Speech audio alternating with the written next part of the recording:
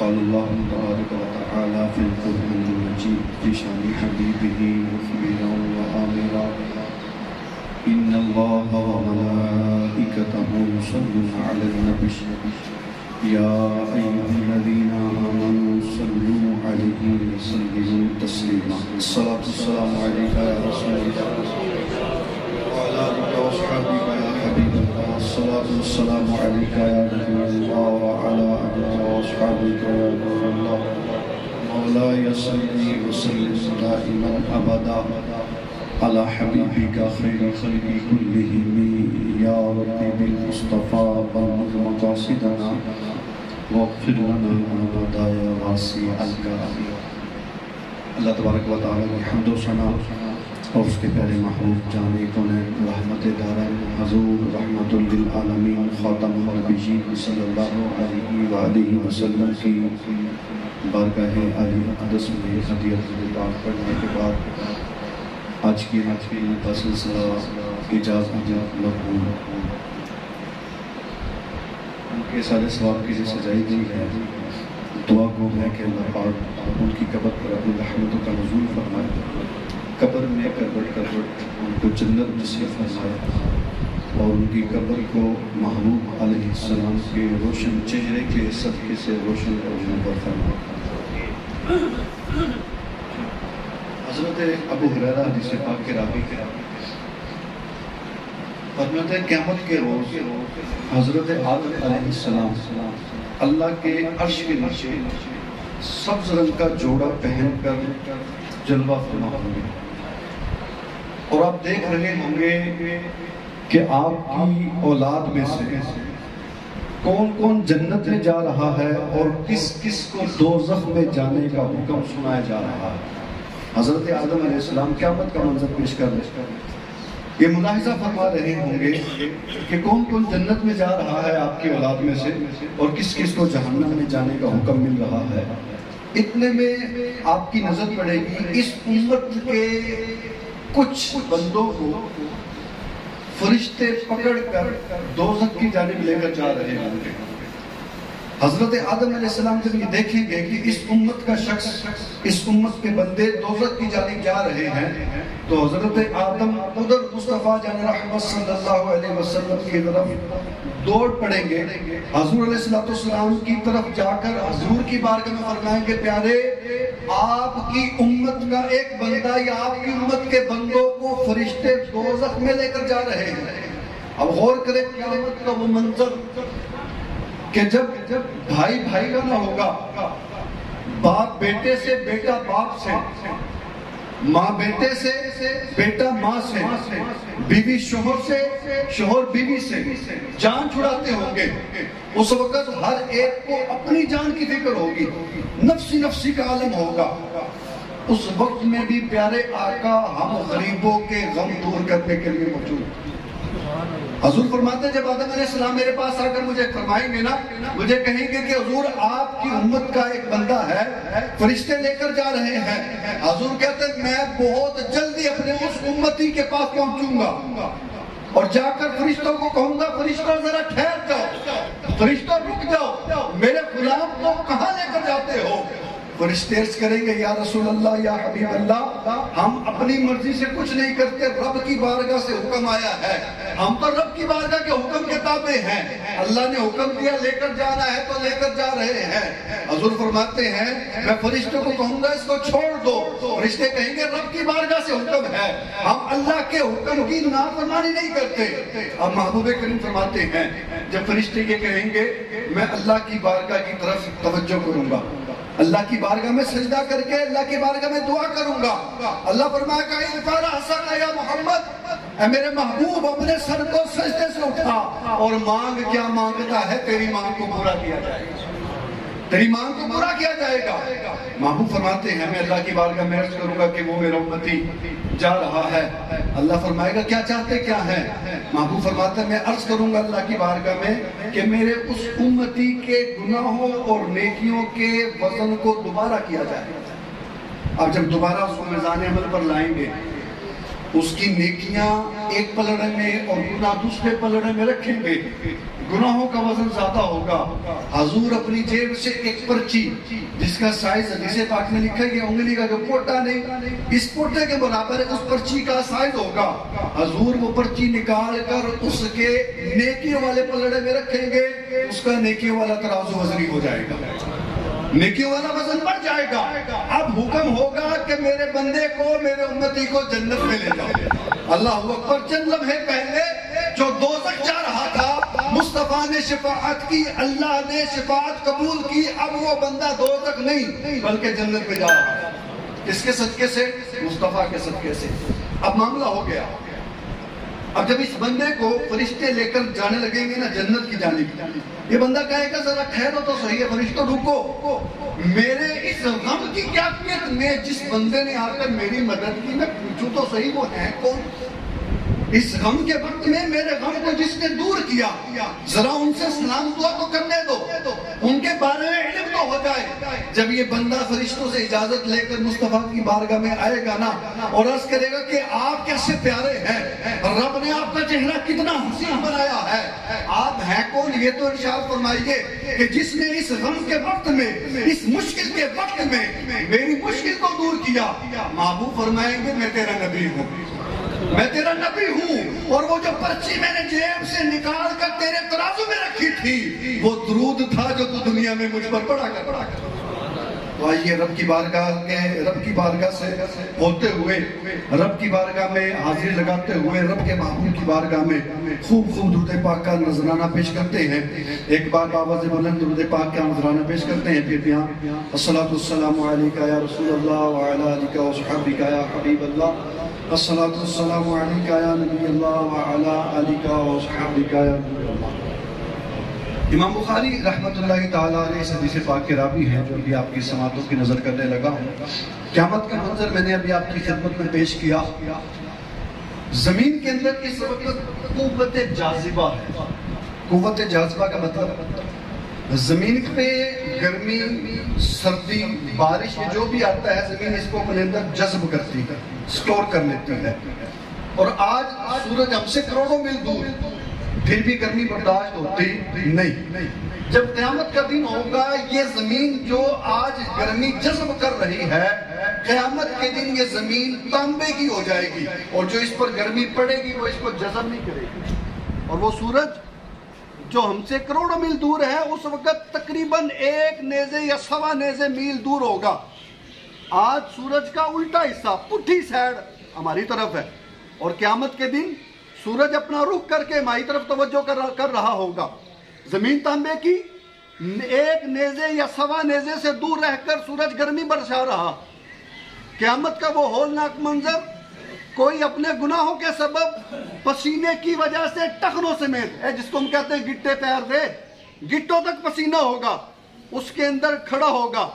किसी का उसके गुनाहों की वजह से घुटनों तक, गोड़ियां तक पसीना होगा, किसी का पेट, किसी का सीना, और किसी का इतना पसीना होगा गुनाहों की वजह से कि वो उस पसीने में डुबकियां खा रहा होगा। और जब तक हिसाब नहीं देगा ना, तब तक कदम नहीं ला सकता।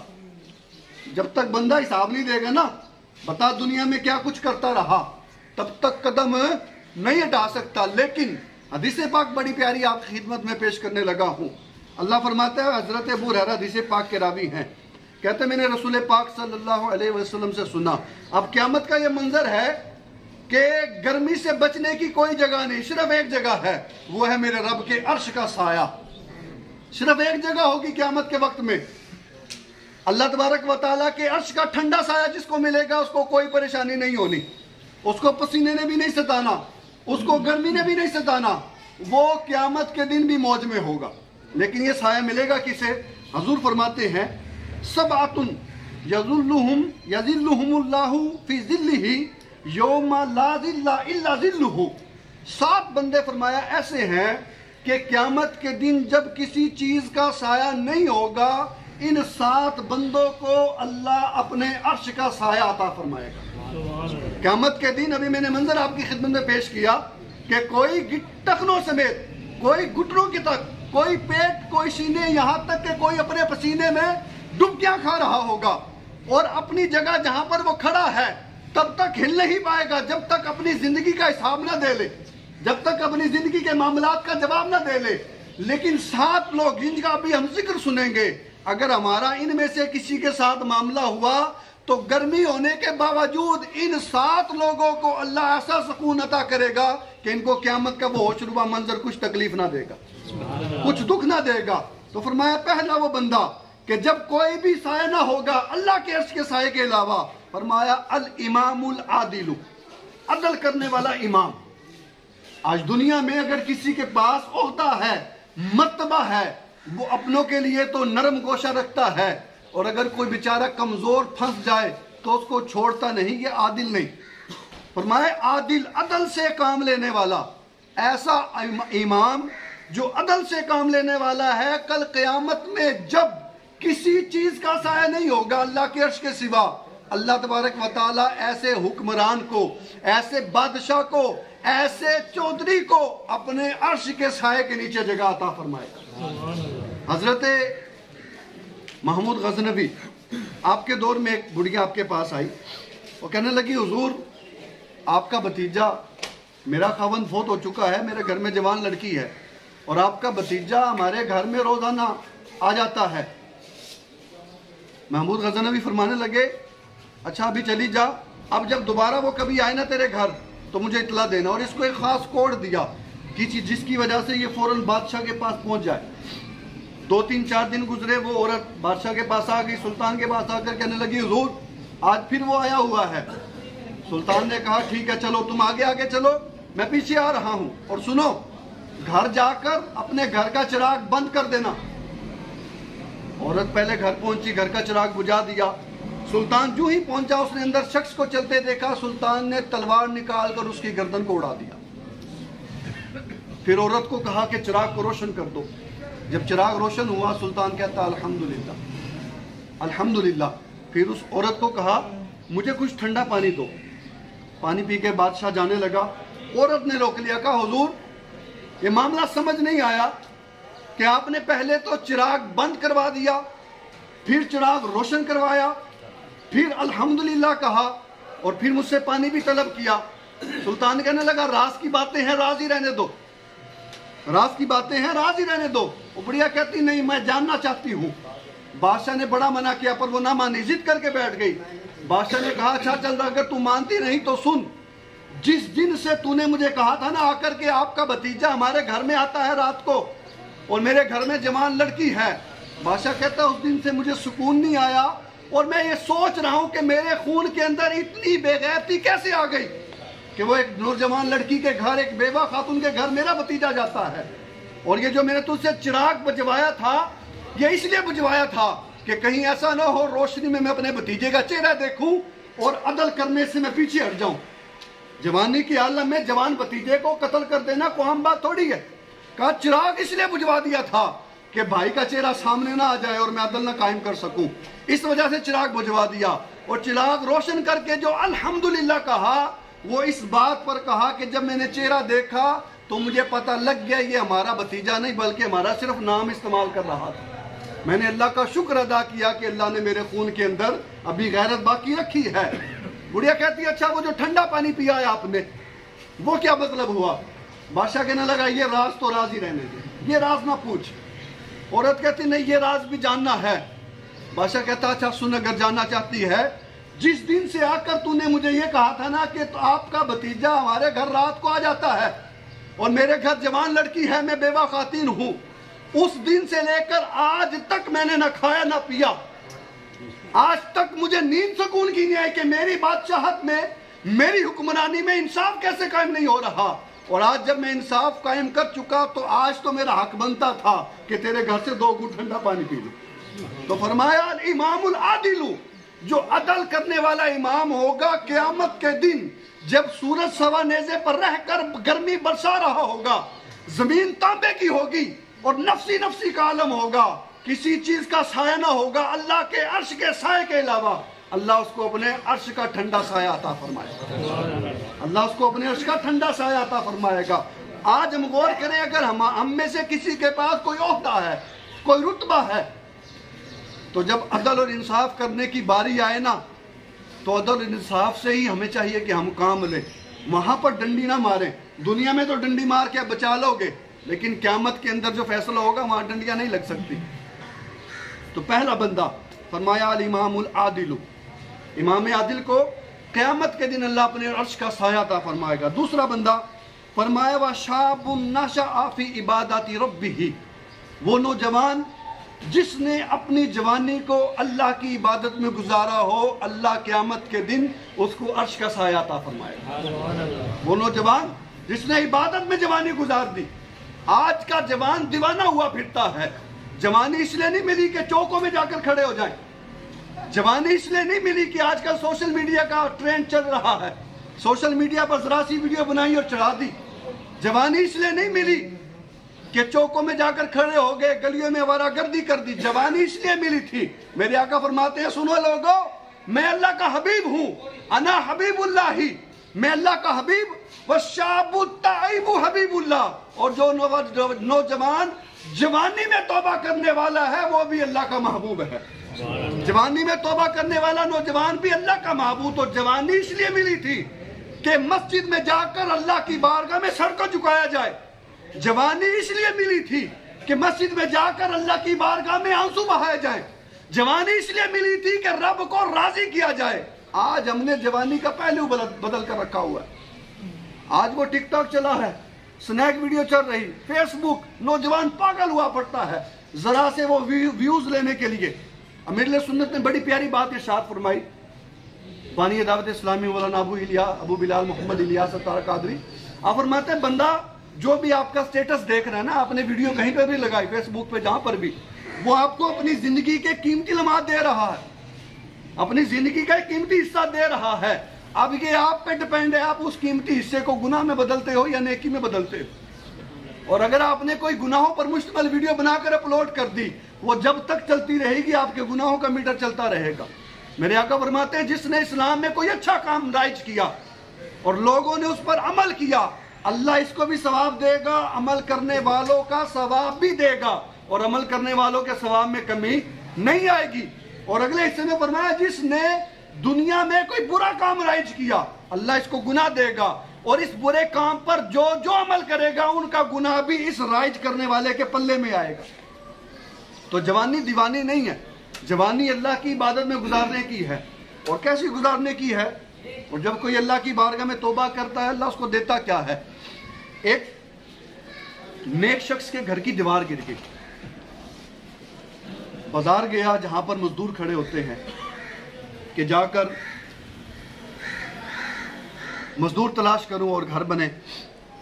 مزدوروں کے پاس گیا، دیکھا بھالا مزدور کوئی پسند آیا کوئی نہیں آیا۔ ایک مزدور کو دیکھا سب سے الگ تھلگ ہو کر وہ مزدور کھڑا، یہ بزرگ اس مزدور کے پاس گئے، کہنے لگے مزدوری کرو گے؟ مزدور کہنے لگا ہاں کروں گا۔ یہ شخص کہنے لگا گارے کا کام کرنا ہے، مٹی والا کام۔ کہتا جی ٹھیک ہے کروں گا، لیکن میری 3 شرطیں ہیں، اگر آپ میری 3 شرطیں مان لو گے میں کروں گا۔ کہا جی کیا شرطیں ہیں؟ وہ مزدور کہنے لگا جی پہلی شرط یہ ہے کہ آپ میری مزدوری مجھے پوری دیں گے، جتنی میری مزدوری بنے گی مجھے پوری دو گے۔ دوسری شرط یہ ہے کہ میری طاقت سے زیادہ مجھ سے کام نہیں لو گے۔ تیسری شرط یہ ہے کہ جب نماز کا وقت ہو جائے گا مجھے نماز پڑھنے سے روکو گے نہیں۔ بندہ نیک ہی تھا لے کے جانے والا، اس نے کہا جی ٹھیک ہے، یہ کون سی بڑی بات ہے، حساب کتاب جو بھی ہونا تھا معاملہ طے ہوا۔ یہ بزرگ اس مزدور کو لے کر اپنے گھر گئے اور اس کو کام بتایا کہ یہ دیوار صحیح کرنی ہے، اس کو بنانا ہے، اور خود کسی اور کام چلے گئے۔ یہ نیک شخص کہتا ہے میں جب واپس آیا میں نے دیکھا کہ وہ مزدور عام مزدوروں سے 2 گنا زیادہ کام کر چکا تھا، یعنی عام مزدور اگر 100 اینٹیں لگاتا وہ 200 لگا چکا تھا۔ میں نے خوشی خوشی اس کو پیسے دیے جو اس کے پیسے بنتے تھے، اور وہ چلا گیا۔ اگلا دن میں دوبارہ اس جگہ پر گیا جہاں پر وہ مزدور مجھے ملا تھا، کام کیونکہ کچھ باقی تھا، لیکن یہ نیک شخص کہتا مجھے وہ مزدور نظر نہیں آیا۔ میں نے دوسرے مزدوروں سے پوچھا کہ وہ کہاں ہے، تو دوسرے مزدوروں نے بتایا وہ ہفتے میں صرف 1 دن کام کرتا ہے، اس کے علاوہ پورے ہفتے کام نہیں کرتا۔ نیک شخص کہنے لگا میں سمجھ گیا کہ وہ مزدور کوئی عام مزدور نہیں، کوئی اللہ کا ولی ہے۔ کہنے لگا میں نے دوسرے مزدوروں سے پوچھا کہ وہ بندہ رہتا کہاں ہے، مجھے کوئی گھر کا اس کا ایڈریس بتائیں۔ تو لوگوں نے بتایا۔ یہ نیک شخص کہتا ہے اس ایڈریس پر میں جب پہنچا تو دیکھا وہ نوجوان سڑک کے اوپر لیٹا ہے گلی کے اندر باہر۔ جب قریب ہوا اس کا جسم بخار سے تپ رہا، बड़ा तेज बुखार। ये नेक बंदा कहता है मैं उस मजदूर के करीब गया, मैंने कहा है मेरे भाई तेरा यहाँ पर कोई जानने वाला नहीं, तेरा कोई पुरसान हाल नहीं, ऐसा कर तू मेरे साथ मेरे घर चल, मुझे अपनी खिदमत का मौका दे। वो मजदूर कहने लगा नहीं मैं नहीं जाऊंगा, लेकिन इस नेक शख्स के इसरार पर वो आखिर घर आने पर तैयार हो गया। लेकिन कहा मेरी एक शर्त है, तेरे साथ एक शर्त पर घर जाऊंगा कि मैं तुझसे लेकर कुछ भी खाऊंगा नहीं, तुझसे कुछ भी लेकर खाऊंगा नहीं।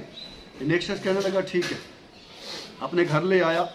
नेक शख्स कहते 3 दिन तक वो मजदूर मेरे घर रहा, 3 दिन तक उसने मुझसे किसी भी चीज़ का सवाल ही नहीं किया। चौथा दिन आया वो, उसने मुझे अपने पास बुलाया और कहने लगा लगता है कि मेरी मौत का वक्त करीब आ गया, ऐसा करना जब मैं मर जाऊं तो मेरे गले में रस्सी डालकर अपने घर के इर्द गिर्द घुमाना और ये ऐलान करना कि अल्लाह की नाफरमानी करने वाले बंदों का यही हाल होता है, अल्लाह की नाफरमानी करने वालों के साथ ऐसा ही सलूक होता है। और उसने मुझे एक अंगूठी दी और एक कुरान पाक दिया। कहने लगा जब मैं मर जाऊं मुझे दफनाने के बाद ये अंगूठी लेकर खलीफा हारून रशीद के पास चले जाना। ये कहने के बाद वो मजदूर फोत हो गया। बुजुर्ग कहते मैं बड़ा रोया, बड़ा दुख हुआ मुझे, और ना चाहते हुए भी मैंने उसके गले में रस्सी डालना शुरू की कि इसकी वसीयत पर अमल करूं। अभी रस्सी डालने ही लगा था कि कमरे के कोने से आवाज आई, ए बुजुर्ग अल्लाह के बंदे ठहर जा।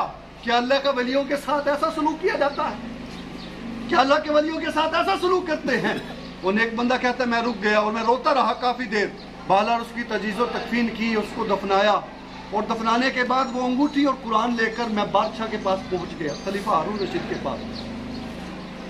बादशाह के पास पहुंचा तो बादशाह के दरबार में जाने से पहले वो जो सिपाही खड़े थे, सिपाही ने मुझे रोक लिया। कहते मैंने एक रुक्का लिखा, उस रुक्के के ऊपर पूरा वाकया लिखा और वो रुक्का बादशाह की खिदमत में किसी न किसी तरह पहुंचाया। उस सिपाही ने मुझे अपने पास ही बिठाए रखा। फिर जब वो रुक्का बादशाह तक पहुंचा, बादशाह ने मुझे अपने पास अंदर बुलाया। बादशाह अंदर बुलाकर कहता है कि क्या मैं इतना जालिम हूं कि तू डायरेक्ट मुझसे बात करते हुए डर रहा था? तो एक बंदा कहने लगा बादशाह मैं किसी जुल्म की फरियाद लेकर नहीं आया आपके पास, बल्कि मैं किसी शख्स का पैगाम लेकर आया हूं। और ये कहकर मैंने वो अंगूठी और वो कुरान पाक निकाल कर बादशाह के सामने रख दिए। बादशाह ने जब वो देखा, बादशाह कहने लगा तुम्हें ये कहां से मिला? ये एक बंदा कहता है गारा बनाने वाले से। कहता जब बादशाह ने ये सुना ना गारा बनाने वाला, बादशाह ने 3 दफा ये जुमला दोहराया, है गारा बनाने वाला, गारा बनाने वाला, यानी बादशाह हैरान हो गया। अब ये नेक बंदा भी परेशान कि मामला क्या हुआ। बादशाह ने कहा अच्छा ये जो अंगूठी और कुरान तुझको जिस बंदे ने दिया वो अब कहाँ है? इस नेक बंदे ने कहा बादशाह सलामत से तो फोत हो गया। ये नेक बंदा कहने लगा मैंने कहने की देर थी, बादशाह गिर कर बेहोश हो गया। मेरी हैरानगी में और इजाफा कि एक मामूली सा मजदूर और बादशाह इस कदर हैरान, इस कदर परेशान और इस कदर इसको सदमा हुआ कि बेहोश हो गया। असर की नमाज तक बादशाह को होश ही ना आया। असर के बाद जब होश आया ना, बादशाह ने मुझे फिर पास बुलाया, कहा उस फोत होने वाले ने क्या कोई नसीहत की थी? इस नेक बंदे ने कहा उसने नसीहत की थी कि जब ये अंगूठी तुम खलीफा के पास लेकर जाओ तो कहना खलीफा गफलत से अपनी आंखें खोल ले, कहीं ऐसा ना हो कि गफलत के नशे में ही मस्त होते हुए मौत आ जाए। बादशाह फिर रोने लगा, उसने अपनी सर की दस्तार उतारी और ज़ारों कतार रोने लगा। रोते रोते रात हो गई। अब बादशाह रात को चुप कैसे अपना भेद बदल कर मेरे पास आया और कहने लगा बंदे क्या तू मुझे उस शख्स की कब्र पर लेकर जा सकता है? अभी नेक बंदा कहता मेरी हैरानगी में इजाफा बेइजाफा हो रहा है कि पहले बादशाह बेहोश हो गया, रो रो के इसने अपना हाल बुरा कर रखा है और अब कब्र पर जाना चाहता है। इसने कहा ले चलता हूँ। ये आगे आगे बादशाह मुंह छुपा कर पीछे पीछे। कहते जब उस कब्र पर पहुंचा ना, मैंने कहा बादशाह सलामत ये उस बंदे की कब्र है। बादशाह ये सुनते ही उस कब्र पर गिर गया और कहने लगा मेरे जाहिद, मेरे पादशाह, मेरे मुत्तकी, और न जाने क्या क्या उसको और का बात दिए। और नेक बंदा कहता है मेरी हैरानगी दूर करते हुए बादशाह ने कहा हैरान ना हो, ये मरने वाला बच्चा असल में ये मेरा बेटा था। ये जो कब्र के अंदर लेटा है, जिसका कुरान, जिसकी अंगूठी तूने मुझे लाकर दी है, ये कोई आम बंदा नहीं था, ये वक्त के सुल्तान का बेटा था। एक दिन و سرور کی محفل میں مصروف تھے، رقص و سرور کی محفل میں دنیا کی غفلت میں مسرور تھے. کہتا رقص و سرور کی محفل میں مصروف تھے. قرآن پاک پڑھنے والے کسی قرآن کی یہ صدا آئی، قرآن کی آیت پڑھ رہا تھا، أَلَمْ يَعْنِ لِلَّذِينَ آمَنُوا أَن تَخْشَعَ قُلُوبُهُمْ لِذِكْرِ اللَّهِ، کہ ایمان والوں پر ابھی وہ وقت نہ آیا کہ ان کے دل اللہ کے خوف سے ڈر جائے، ان کے دل اللہ کے خوف سے رونے لگ جائے. کہتے میرے بیٹے نے جب یہ آیت سنی تو کہنے لگا روتے روتے کیوں نہیں میرے رب، کیوں نہیں میرے رب. اور یہ کہتا محل سے نکل گیا. اور اس دن کے بعد آج اس کی خبر ملی ہے کہ تو نے آ کر خبر دی کہ وہ فوت ہو گیا. تو جو نوجوانوں جوانی عبادت کے لیے ملی ہے، جوانی فضول کاموں میں ضائع کرنے کے لیے نہیں ملی. اور جوان کے لیے کیا ہے جو توبہ کرتا ہے؟ فرمایا قیامت کے دن جب کسی بھی چیز کا سایہ نہ ہوگا، اللہ ایسے نوجوان کو جو جوانی میں توبہ کرنے والا ہوگا اپنے عرش کا سایہ عطا فرمائے گا. تیسرا بندہ فرمایا وَرَجُلٌ قَلْبُهُ مُعَلَّقٌ فِي الْمَسَاجِدِ، وہ بندہ کہ جس کا دل مسجد میں لگا رہے. یہ بھی بڑی شان کی بات ہے. کوئی بندہ اگر نہ مل رہا ہو اس کے بارے میں کہا جاتا ہے کہ فلاں بلیٹ والی دکان سے روکر والی دکان سے لگ جانا. کوئی بندہ اگر نہ مل رہا ہو پتہ کرنا تو پتہ لگانے کے لیے اس کی یہ پہچان ہوتی ہے کہ فلاں دکان پر تو جاؤ تو مل جائے گا. اور قربان اس بندے کی شان پر کہ اگر نہ مل رہا ہو پوچھنے والا پوچھے تو کہے جی اس ویلے تو مسیحی ہونا ہے، مسیحی ہی لگ سکتا ہے، یا تے گھر ہوندا ہے یا پھر مسجد تو علاوہ دوسرا ٹھکانا ہی کوئی نہیں. اور ایسے بندے کے لیے کیا ہے؟ اور میں جس بندے کا دل مسجد میں ہی لگا رہے، مسجد میں ہی لگا رہے، نماز ایک پڑھے اور دوسری نماز پڑھنے کے لیے بے چین رہے کہ کب میرے رب کی بارگاہ سے بلاوا آئے میں دوبارہ رب کی بارگاہ میں چلا جاؤں. ایسے بندے کے لیے کیا ہوگا؟ اور میں قیامت میں جس دن کسی چیز کا سایہ نہ ہوگا اللہ کے عرش کے سائے کے سوا، اللہ ایسے بندے کو اپنے عرش کے سائے میں جگہ عطا فرمائے گا. حضور کے دور میں ایک بڑی عورت مسجد نبوی کی صفائی کیا کرتی تھی. آج بھی گاؤں دیہاتوں میں بعض جگہ پر یہ ہے، اکثر جگہ پر ختم ہو چکا ہے. اکثر جگہ پر یا تو امام صاحب بیچارے ہی کہوں گا، ورنہ پھر خادم صاحب. ہمیں تو توفیق بہت کم ملتی ہے. حالانکہ حدیث پاک کا مفہوم ہے جس کا دل آلودہ ہو جائے نا اور وہ چاہتا ہے کہ میرا دل صاف ہو، مسجد جا کر صفائی کرے، دعا کرے مولا میں تیرے گھر صاف کیتا تو میرے دل کو صاف کر دے، اللہ دل صاف کر دے. لیکن پہلے یہ ہوتا تھا کہ قاری صاحب یا خادم صاحب کے علاوہ بھی نمازی جا کر خود ہی جھاڑو اٹھا کے صفائیاں شروع کر دیتے تھے. اب مسجد گندی ہو نا صفائی تو کرتے نہیں، لیکن یہ ضرور کہتے قاری صاحب وہ کونا تو گندا ہو جاتا ہے تو جھاڑو نہیں دیتی. بھئی جتنے الفاظ کہہ رہے ہو تھوڑی سی ہمت کر کے جھاڑو لے کے خود ہی کر دو. مسجد اللہ کا گھر صاف کرنا ہے. آپ آج اللہ کا گھر صاف کرو گے اللہ تمہاری رکاوٹوں کو بھی صاف فرما دے گا. تو وہ بوڑھی عورت مسجد کی صفائی کرتی تھی.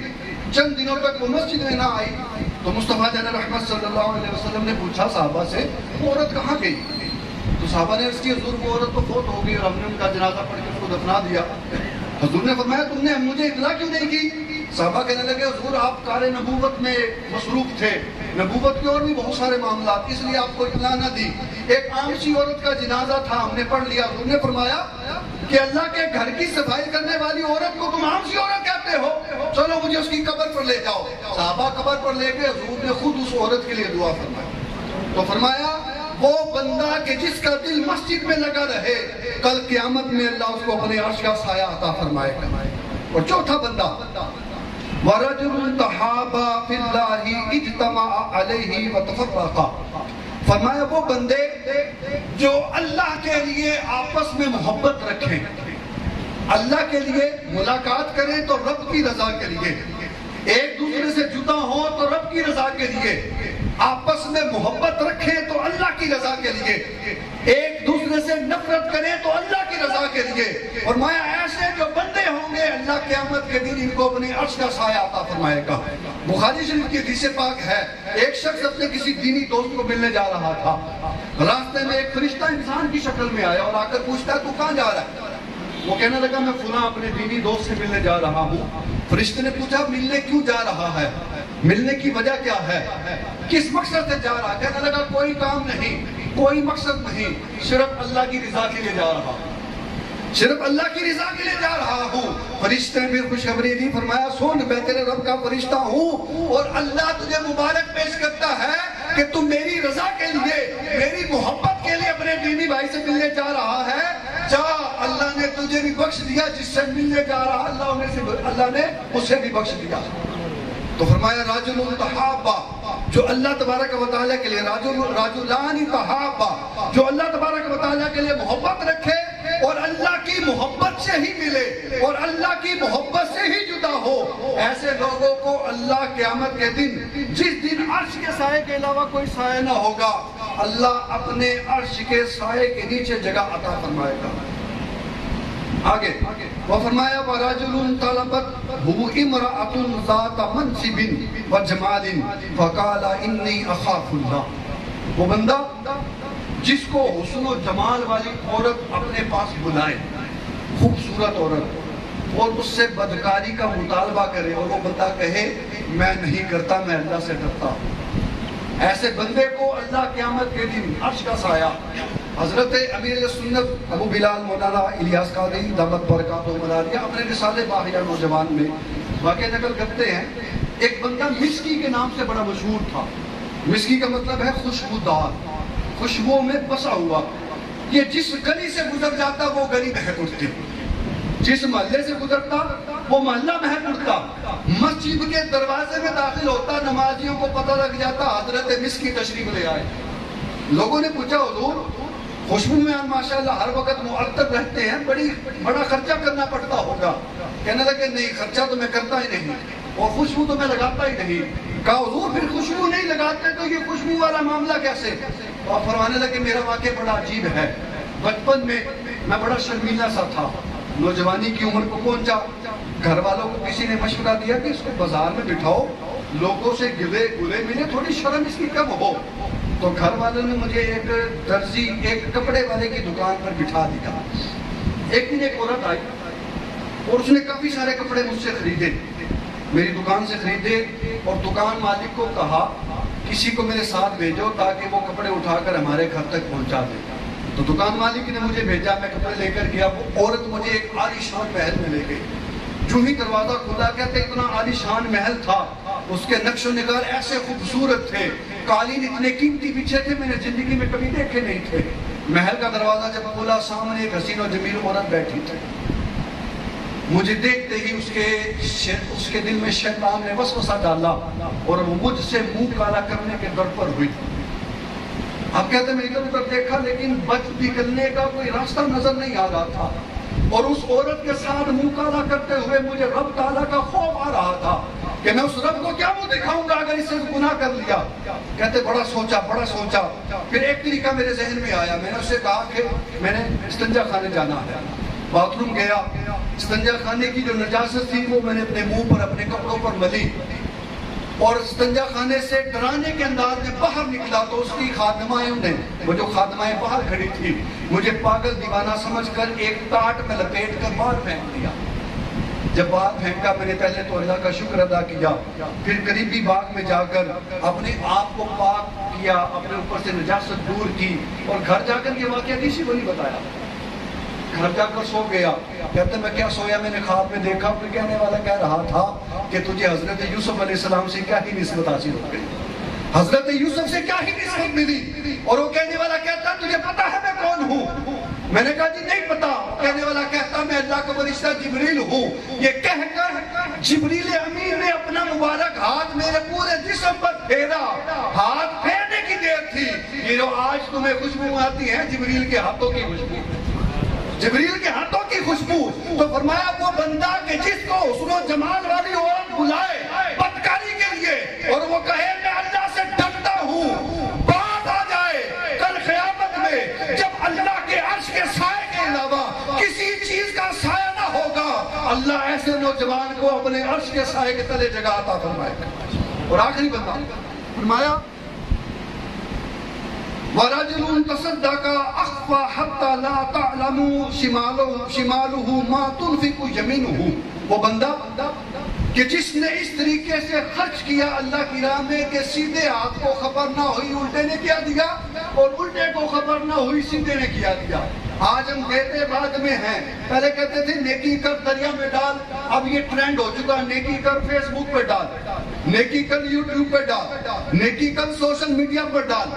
اور کئی بیچارے سفید پوش، پچھلی بار بھی جب حاضری ہوئی میں سفید پوشوں کے متعلق یہ بات بیان کی تھی. پہلے بیچارے عزت نفس کے مارے ہوتے ہیں، پھر جب ان کو تھوڑے سے پیسے دے کر تصویریں اخبار میں کھنچاتے ہیں ان کے دل پر کیا گزرتی ہوگی. کبھی آپ یہ سوچ کر دیکھیں نا وہ کیسی بستی محسوس کرتا ہوگا. بھئی اللہ نے دینے والا بنایا، اس پر شکر کرے، ہمیں مانگنے والا نہیں بنایا. تو فرمایا وہ بندہ جو دنیا میں خرچ کرے اس طور پر خرچ کرے کہ سیدھے ہاتھ سے دے اور الٹے کو خبر نہ ہو، اللہ ایسے بندے کو قیامت کے دن اپنے عرش کا سایہ عطا فرمائے گا. اور یہ میرے سامنے سفید بالوں والے بیٹھے ہیں، جانتے ہوں گے اور میری بات کی تصدیق بھی کریں گے. پہلے کے دور میں ایسا ہوتا تھا، پیسے شاپر میں تھیلی میں باندھ کرنا دروازے کے باہر سے ہی گھر میں ڈال جاتے تھے کہ گھر والوں کا سفید پوشی باقی رہے اور ہماری طرف سے بھی خدمت ہو جائے. یا کسی نابینا کے جا کر ہاتھ میں پیسے تھما دیتے تھے، بولتے بھی نہیں تھے کہ اس کو آواز سے پہچاننا ہو جائے کون دے کر گیا. پہلے کے دور میں ایسا ہوتا تھا. یہ بزرگ ہی میری بات کی تصدیق کریں گے. پہلے کے دور میں گھر کے باہر رکھ کے دروازہ کھڑکا کر چلے گئے، گھر والوں کا بھی پردہ رہ گیا اور اس کا اپنا بھی پردہ رہ گیا. اصل تجارت طرف سے ہوئی نا. امیر اہل سنت فیضان سنت میں لکھتے ہیں واقعہ، حضرت ابو منصور رحمۃ اللہ تعالی علیہ بات کر رہے تھے، درس بیان کہ کون ہے جو اللہ کی راہ میں صدقہ کرے. ایک بندہ کھڑا ہوا کہنے لگا ہے منصور میں اللہ کے لیے تجھ سے سوال کرتا ہوں. آپ نے فرمایا کون ہے جو اس کی مدد کرے. ایک غلام جا رہا تھا کسی کام سے باہر سے، اس کے کانوں میں جب اللہ کے ولی کی یہ آواز پڑی نا کہ کون ہے جو اس کی مدد کرے، میں اس کے لیے دعائیں کروں گا. اس کے پاس 4 درہم تھے، اس نے 4 درہم اللہ کی راہ میں صدقہ دے دیے.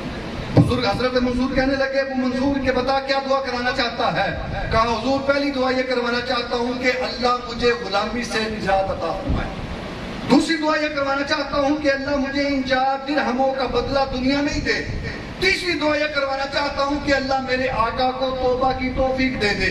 چوتھی دعا یہ کروانا چاہتا ہوں کہ اللہ میری، آپ کی اور اس جتنے بھی اجتماع میں حاضر ہیں سب کی مغفرت کر دے.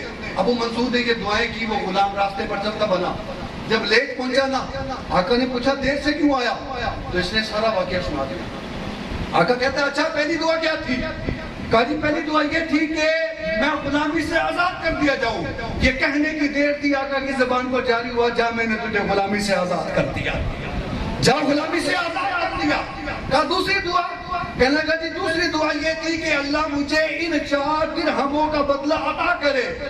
آقا کہتے ہیں میں نے ان 4 درہموں کے بدلے جا مجھے 4000 درہم عطا کر دیا. تیسری دعا؟ کہا جی تیسری دعا یہ تھی کہ میرے آقا کو توبہ نصیب ہو جائے. یہ کہنے کی دیر تھی، آقا کہنے لگا میں تجھے گواہ بنا کر کہتا ہوں میں اللہ کی بارگاہ میں توبہ کرتا ہوں. چوتھی دعا؟ کہنے لگا جی چوتھی دعا یہ تھی کہ اللہ میرے آقا کی، ابو منصور کی اور آپ کی محفل میں جتنے تھے سب کی مغفرت کر دے. اب آقا کہنے لگا 3 دعائیں میرے اختیار میں تھی میں نے پوری کر دی، چوتھی میرے اختیار میں نہیں. جب رات کو سویا آقا تو سونے کے بعد خواب میں دیکھا کہ کہنے والا کہہ رہا تھا کہ اے آقا، اے بندے، اے میرے غلام، اے میرے بندے، تیرے اختیار میں جو تو نے تھا وہ تو نے کر دیا اور میں ارحم الراحمون ہوں، جو میرے اختیار میں ہے میں وہ کر رہا ہوں. جب میں نے تیری بھی مغفرت کی، تیرے غلام کی بھی مغفرت کی، ابو منصور اور اس کی محفل میں جو موجود تھا میں نے سب کو معاف فرما دیا. تو یہ وہ حضرات ہیں کہ جن کو قیامت کے دن اللہ تبارک و تعالیٰ اپنے عرش کا سایہ عطا فرمائے گا. آج ہم غور کریں کہ ان 5-6 چیزوں میں سے 6 چیزیں ابھی تک میں نے بیان کی، ان 6 چیزوں میں سے ہمارا کس پر عمل ہے. ساتویں اور آخری بات فرمایا وَرَجُلٌ ذَكَرَ اللَّهُ خَالِيًا فَفَاضَتْ عَيْنَاهُ. اللہ اکبر. اللہ یہ بس کبھی دینا وہ بندہ جو اللہ کا ذکر کرے تنہائی میں اور اس کی آنکھوں سے آنسو نکل آئے. اللہ کا ذکر کرے اور رونے لگ جائے. فرمایا ایسے بندے کو قیامت کے دن اللہ اپنے عرش کا سایہ عطا کرے گا. اور آخر میں فرمائش تھی باپ کی شان کے حوالے سے چند باتیں کرتا ہوں. ہمارے معاشرے کا یہ ٹرینڈ بن چکا ہے، معذرت کے ساتھ کچھ سچی باتیں ہونے لگی ہیں. اگر کسی کو برا لگے تو میں پہلے ہی معافی چاہتا ہوں. والد یا والدہ دنیا سے جب تشریف لے جاتے ہیں نا، یہ ٹرینڈ معاشرے کا بن چکا ہے. خدا را اپنے ماں باپ کی قدر کرے جن کے بھی ماں باپ حیات ہیں. جیسے آج ہم 10ویں کی محفل میں بیٹھے ہیں نا, اب بندہ کہتا ہے, والد یا والدہ موت ہوگی نا, بندہ کہتا ہے قاری صاحب ماں کی شان تو سنو, قاری صاحب باپ کی شان تو سنو. جب تک باپ زندہ تھا تب تک باپ کی عزت نہیں کی, جب تک ماں حیات تھی ماں کا ادب نہیں کیا. یہ وہی ماں باپ ہے. پتہ بچپنے کے عالم میں ایک ماں کے 3 4 5 6 بچے ہوتے ہیں. ایک بچہ کہتا ہے میجی میں نے آج انڈے سے ناشتہ کرنا ہے, ماں اس کو انڈا بنا کے دیتی ہے, انکار نہیں کرتی. دوسرا کہتا ہے میں نے انڈا نہیں کھانا, میں تو پراٹھا کھانا ہے, امی پراٹھا بنا کر دیتی تھی, ماں انکار نہیں کرتی.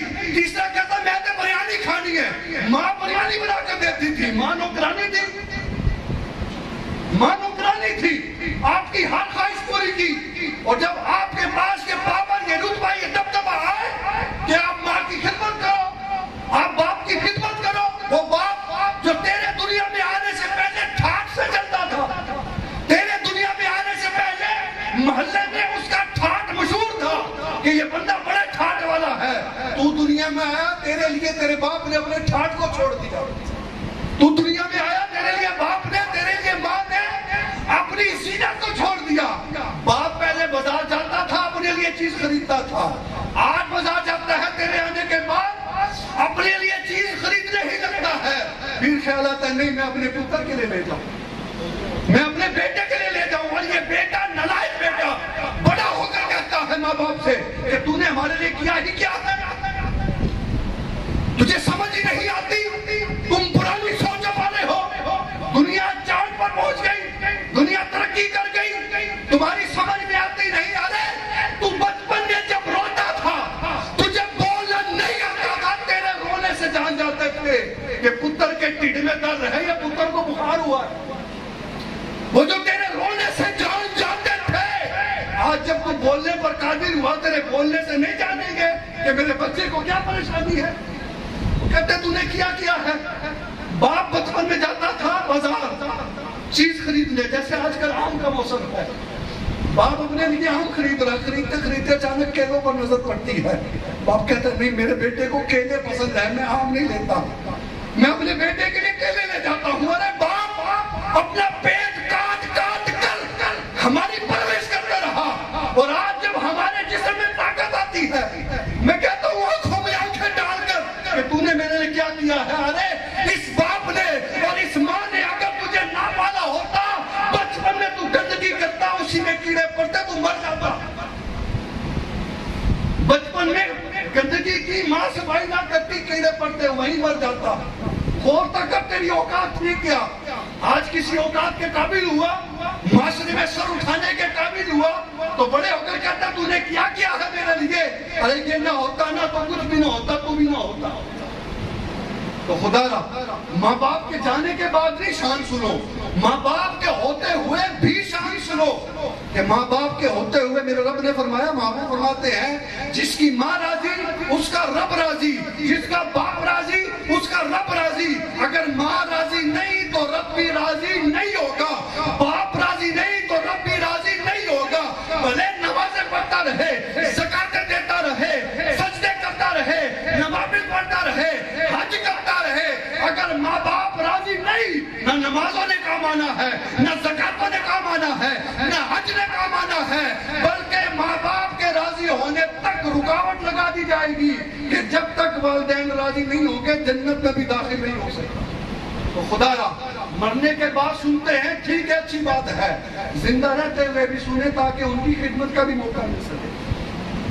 آج ہم غور کریں اپنے وجود پر, ہماری اوقات ہی تھی کیا. اللہ تعالیٰ قرآن پاک میں بڑا پیارا فرماتا ہے, 30واں پارہ ہے. اللہ فرماتا ہے, جیسے دیکھیں رب کتنا کریم ہے. اللہ فرماتا ہے یا ایھا الانسان ما غرک بربک الکریم. اے انسان, آج جس رب کی بارگاہ میں جاتے ہیں پتہ نہیں کیا ہو جاتا ہے. نماز پڑھنے کی فرصت نہیں, کسی کو نماز کی دعوت دو اور کہتے ہیں کہ صاحب ٹائم کوئی نہیں ہو, تیرے کوئی ٹائم نہ ہونا, تیری اوقات ہی کیا ہے. یہ سوچ, میں دنیا کی ایک مثال آپ کو دوں, پھر قرآن کی آیت کی طرف چلتے ہیں. دنیا میں میں اور آپ جس کو پسند کرتے ہیں, میرا دل یہ چاہے گا وہ میرے گھر روز آئے, ایسا ہی ہے جی. جس کو میں پسند کرتا ہوں میرا دل چاہے گا میرے گھر روز آئے بلکہ گھر ہی بیٹھا رہے، اور جس کو پسند نہیں کرتا میرا دل چاہے گا بوئے کے دور دی گلے میری گلی بچوں بھی نہ لگے۔ ایسا ہی ہے بھائی، دروازے کے سامنے سے گزرنا تو دور گلی میں بھی نہ آئے۔ آج آپ مسجد میں نہیں جاتے، آپ کا کمال نہیں ہے، یہ سوچو کہ کون سی خطا ہو گئی رب مسجد نہیں آنے دے رہا۔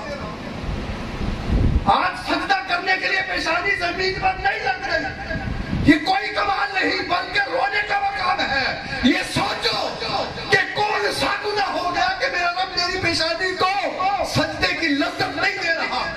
اور اللہ کیا کہہ رہا ہے، یا ایھا الانسان ما غرک بربک الکریم، اے انسان تجھے تیرے رب کی بارگاہ سے کس نے پھیر دیا؟ الذی خلقک، جس نے تجھے پیدا کیا اور پیدا کر کے چھوڑا نہیں، فسواک فعدلک، تجھے سونا بنایا، تجھے ستھرا بنایا، تیرے چہرے پر 2 ناک نہیں لگا دیے، تیرے چہرے پر 4 آنکھیں نہیں بنا دی، تیرے چہرے پر 1 آنکھ لگا کر دوسری کو غائب نہیں کر دیا، ایک بازو بڑا بنا کر دوسرا چھوٹا نہیں بنا دیا، اور میں کہا فرمایا وَخَلَقَ وَسَوَّاكَ وَعَدَلَكَ، بنایا بھی اور خوبصورت بھی بنایا۔ فرمایا آ جا اپنے رب کی بارگاہ میں، کل بھی تو قیامت میں، مرنے کے بعد بھی تو کفن میں منہ چھپا کر آئے گا، رہتے ہوئے دنیا میں آ جا، تیری اوقات کیا تھی ذرا ماضی میں تھوڑا چلنا، اللہ کہتا ماضی میں آنا ذرا، بچپنے کے عالم تصور کرو کہ پیدا ہوئے 1 ہاتھ پہ بچہ آ جاتا ہے، 1 ہاتھ پہ اللہ فرماتا تصور تو کرنا ذرا، تیری اوقات ہی کیا تھی؟ ہاتھ پھر پکڑنے کی طاقت نہیں تھی، پاؤں تھے چلنے کی طاقت نہیں تھی، زبان تھی بول نہیں سکتا تھا۔ تھوڑا تھوڑا آگے آ جاؤ، پیچھے بندے کھلوتے نے جگہ کرتے، اگے کے آ جاؤ، تھوڑا اگے کے ہو جاؤ، سنت دی نیت نہ لگے ہو جاؤ، انشاءاللہ آگے ہوندہ بھی اللہ ثواب عطا فرمائے گا۔ تو اللہ فرماتا ہے بندے تو غور کر، تیرا اپنی ذرا ماضی پر جانا، ماضی پر بچپنے کا عالم ہے، تصور کرے بچپنے کا عالم ہے، کھا نہیں سکتے، پی نہیں سکتے، گند کر دیا تو صاف نہیں کر سکتے۔ اللہ فرماتا ہے میں نے تیرے ماں باپ کے دل میں تیری محبت ڈال دی، تو بچپنے میں گند کرتا تھا، تیرے ماں باپ تیرے گند کو صاف نہ کرتے، تجھے کیڑے پڑ جاتے، تو مر جاتا۔ پھر کیا ہوا؟ اللہ فرماتا پھر ہم نے تجھے جوانی دی، تیرے بازوؤں میں پکڑنے کی طاقت دی، تیری زبان میں بولنے کی قوت دی، تیرے قدموں میں چلنے کی طاقت دی، لیکن تو پھر بھی ہماری بارگاہ میں نہیں آتا۔ چل اپنا فیوچر دیکھ لے، آنے والے وقت میں آ جا، بوڑھا ہو جائے گا، کمر ٹیڑھی ہو جائے گی، اب ڈنڈے کے سہارے چلنا شروع ہو جائے گا، وہی بچپنے کا عالم لوٹ آئے گا، اب ڈنڈے کے سہارے چلے گا، چلتے چلتے بیماریاں جگہ گھیر لیں گی، پورے جسم میں بیماریاں آ جائیں گی، بابا چارپائی پر آ جائے گا، بچے بھی خدمت کریں گے لیکن خدمت کرتے کرتے بچے بھی تھک جائیں گے آخر، اور تیری چارپائی کمرے سے اٹھا کر تصور کریں گے ہمارے ساتھ ہوگا، اگر اللہ نہ کرے ہو، بچپن میں بھی کمزور، اللہ کی بارگاہ میں نہ گئے، جوانی جب طاقت تھی تب بھی اللہ کی بارگاہ میں نہ گئے، ارے بڑھاپے میں بھی آ کر آج کئی بوڑھے نوجوان بوڑھے مسجد میں نہیں آتے، بھائی بڑھاپے کے بعد کیا رہ گیا؟ اللہ فرماتا ہے غور تو کر، اب ڈنڈے کے سہارے پر چلے گا، بیماریاں آ گئی، گھر والوں نے خدمت کی، آخرکار گھر والوں نے بھی منجی اٹھا کر باہر رکھ دی بیڑے میں، کہتے ہیں بابا کھانستا ہے، ہماری نیند خراب ہوتی ہے، بابا کھانستا ہے، نیند خراب ہوتی ہے۔ اللہ فرماتا ہے میرے بندے میں نے تجھے بھی وہاں پر اکیلا نہیں چھوڑا۔ اب سن، اگر تو اپنی زندگی سے خود تنگ آ کر ڈاکٹر کو کہے ڈاکٹر لگا زہر کے ٹیکے، اللہ فرمائے ڈاکٹر ٹیکے پر ٹیکا لگائے، بتا تجھے پھر بھی موت نہ آئے، تو کر کیا لے گا؟ یہ اوقات ہے انسان کی، کر کیا لے گا؟ اللہ فرماتا ہے تجھے زندگی دی، یہ بھی احسان کیا، تجھے موت دیں گے، یہ بھی تجھ پر احسان کیا، موت کے بعد تجھے قبر دیں گے، یہ بھی احسان کیا، کتا بھی تو مرا تھا، اٹھا کر کوڑی پر پھینک دیا، اور میں بندے تجھے بھی اٹھا کر پھینک دیتے، تو کر کیا لیتا؟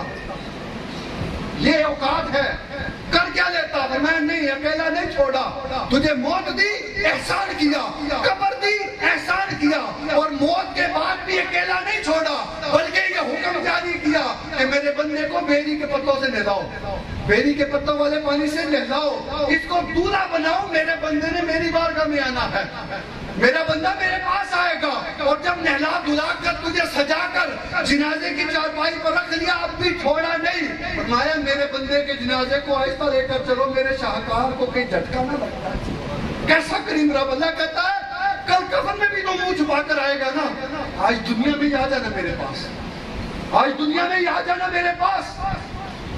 ایک صحابی حضور کی بارگاہ میں حاضر ہوئے، آخری حدیث بھی بیان ختم کرتے ہیں، بیان کا وقت مکمل ہونے والا، کہنے لگا طاہرنی یا رسول اللہ، آقا مجھے پاک فرما دیجیے۔ طاہرنی یا رسول اللہ، میرے آقا نے فرمایا کس چیز سے؟ کہنے لگا من الزنا، آقا مجھ سے زنا ہو گیا، دنیا کی سزا برداشت کر لوں گا، قیامت کی برداشت نہیں ہو پائے گی۔ حضور نے فرمایا اس کا منہ چیک کرو کہ نشہ تو نہیں کر رکھا۔ اسلام میں 4 بار اقرار ضروری ہے، یہ حضور نے پوری کی، صحابہ نے چیک کیا، 4 بار گواہیاں ہوئی، اب حضور نے فرمایا اس کو سنسار کر دو۔ شریعت کی سزا یہ ہے کہ شادی شدہ بندہ زنا کرے نا، یہ ایک سزا اگر آج زمانے میں کسی کو مل جائے، یہ جو معصوم بچیوں کے ساتھ معاملات ہو رہے ہیں، خدا کی قسم کہتا ہوں ختم ہو جائے۔ سنسار کا مطلب یہ اس بندے کو پتھر مارتے رہو جب تک یہ مر نہ جائے، یہ زنا کرنے والے کی سزا ہے۔ تو حضور نے سزا کا حکم دیا، فوت ہو گیا، حضور نے خود جنازہ پڑھایا، جنازہ پڑھا کر واپس آ رہے تو لوگ باتیں کر رہے تھے کہ فلاں سے یہ گناہ ہو گیا۔ حضور نے جب سنا نہیں یہ لوگ باتیں کر رہے، حضور جلال میں آ گئے، فرمایا تم کیا باتیں کرتے ہو؟ خدا کی قسم میرے اس غلام نے اتنی پکی توبہ کی ہے، اگر ساری کائنات میں اس کی توبہ تقسیم کر دی جائے، اس غلام کی توبہ ساری کائنات کو کافی ہو جائے۔ اور اللہ فرماتے ہیں میرے بندے تیری گناہوں سے، تیری خطاؤں سے، تیرے گناہوں سے اگر زمین بھر جائے اور تو پھر بھی میری بارگاہ میں آ کر توبہ کرے، میں پھر بھی تیرے سارے گناہوں کو معاف کر دوں گا۔ تو کل قیامت میں بھی تو جانا پڑے گا اللہ کے سامنے، کفن میں بھی تو منہ چھپا کر جانا پڑے گا اللہ کے سامنے۔ آئے آج دنیا میں ہماری سانسوں کی گنتی ہے جو چل رہی ہے، اللہ کی بارگاہ میں رجوع کرتے ہیں، اللہ کی بارگاہ میں توبہ کرتے ہیں اور نیت کرتے ہیں کہ انشاءاللہ عز و جل اپنے رب کو راضی کرنے والے کاموں میں زندگی گزارتے ہوئے رب کی بارگاہ میں حاضری دیں گے۔ جب ایسا ہوگا تو انشاءاللہ قبر بھی سنورے گی، آخرت بھی سنورے گی، اور آخری پیغام یہ دے کر چاہوں گا، یہ دے کر جانا چاہوں گا کہ زندگی کچھ ایسے گزار جائے کہ جب روح میری پیراہن خاکی سے نکلے، یہ جسم پیراہن خاکی، جسم پیراہن خاکی، جب روح میری پیراہن خاکی سے نکلے، روزے سے آواز آئے وہ میرا غلام آیا، وما علینا الا البلاغ۔